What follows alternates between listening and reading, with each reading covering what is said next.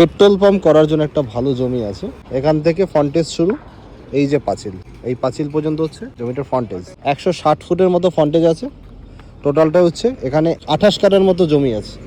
পুরো জমিটা পাঁচিল দেওয়া। এখান থেকে পাঁচিল শুরু হয়েছে, এই যে পাঁচিল আছে, চারিদিকে পাঁচিল আছে, পিছনের দিকে পাঁচিল আছে, এই হচ্ছে ফন্টেজ। মানে জমিটার খুব সুন্দর ফন্টেজ, একটা ভালো পেট্রোল পাম্প হয়ে যাবে, বার, ক্যাফে, ধাবা, এর জন্য পারফেক্ট হবে।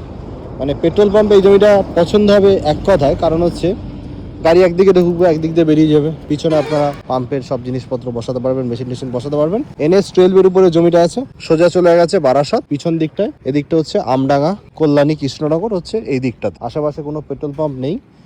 পেট্রোল পাম্প, ধাবা, ক্যাফে বা ইনভেস্টমেন্ট পারপাস জমিটা পারফেক্ট। NH-12 যেটা NH-34 ছিল, NH-34 থেকে এখন NH-12 হয়ে গেছে। পিছনের দিকে চলে যাচ্ছে শিলিগুড়ি। NH-12 এর উপরে জমিটা আছে। জমিটা যারা নিতে চান বা জমিটা দেখতে চান, ভিজিট করতে পারেন। দাম হচ্ছে জমিটার 14.5 লক্ষ টাকা পার কাঠা। 14.5 লক্ষ টাকা পার কাঠা। এই হচ্ছে পাঁচিল, একদম ফ্রেশ জমি, চারিদিকে পাঁচিল আছে, রেকর্ডে শালি ডাঙা আছে। আপনারা ভিজিট করলে জমিটা আমরা দেখিয়ে দিতে পারবো। ভালো লোকেশনে একটা জমি কিনে ফিউচারটা করতে পারেন, কারণ হচ্ছে NH-12 হয়ে যাওয়ার পরে এই রকম জমি কিন্তু পাওয়া যাবে না।